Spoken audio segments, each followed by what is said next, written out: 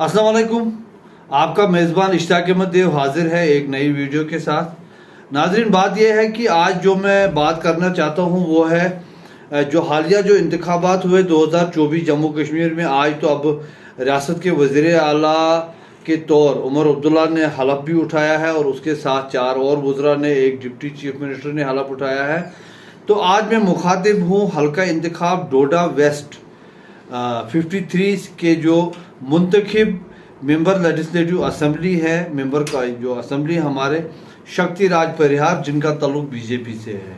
शक्ति राज परिहार इससे कबल 2014 में हल्का डोडा से इलेक्शन जीत कर वो बने थे और उसके बाद यहाँ पीडीपी और बीजेपी की गवर्नमेंट बनी थी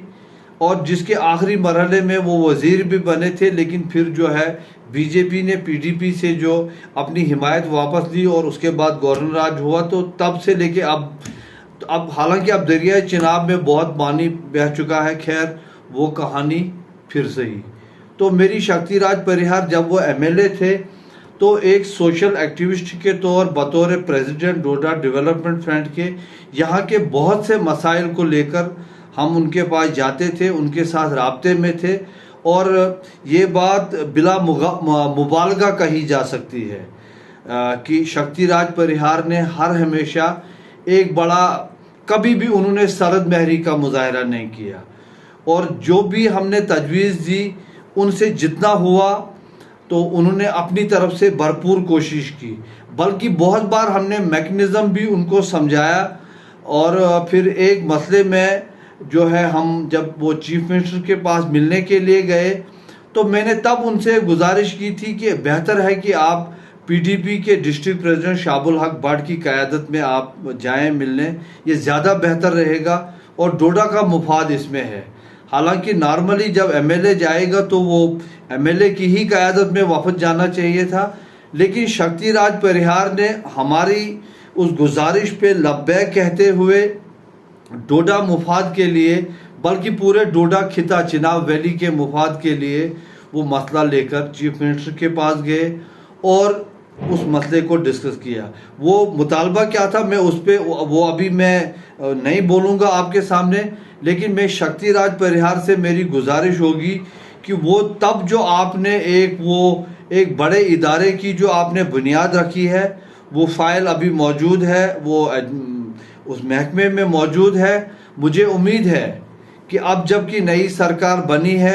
आपकी जो भी तरजीहात होंगी सरकार में वो आप एमएलए हैं, आप वो करेंगे। लेकिन वो जो मुतालबा है वो चूँकि आपका एक बोया हुआ बीज है और आपने बड़ी मुखलिसाना कोशिश की है, वो तारीख़ में वो बात दर्ज है। देखिए, जब हम यहाँ की बात करेंगे तो आप गुलाम नबी आज़ाद से लाख इख्तिलाफ करो, लेकिन गवर्नमेंट मेडिकल कॉलेज डोडा जो है वो गुलाम नबी आज़ाद ने उसका क़याम अमल में लाया।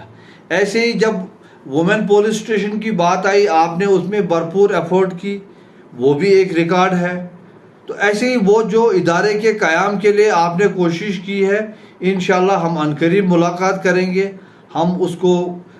डिस्कस करेंगे, हम मैकेनिज़्म भी डिस्कस करेंगे कि उसके लिए, क्योंकि अब डायनामिक्स चेंज हुए हैं, तब एक सूरत हाल थी आज दूसरी है, लेकिन वो फाइल अभी बनी है और मुझे उम्मीद है कि 1 साल के अंदर उसका जो रिज़ल्ट है वो सामने आएगा और आने वाले वक्त में जब तारीख लिखी जाएगी वो चीज़ जो है हमेशा वो आपके खाते में होगी। मुझे उम्मीद है कि जिस तरह आपने अपने पहले टेन्योर में जब आप एमएलए रहे, जिस तरह आपने यहाँ की सिविल सोसाइटी के जो हमने जो बातें की आपने बिल्कुल खुलूस दिल से, खुलूस नीयत से उनको सुना और उन पे अमल दरामद के लिए आपने जो कोशिश की, मुझे उम्मीद है कि इस बार भी आप वैसा ही करेंगे। वस्सलाम।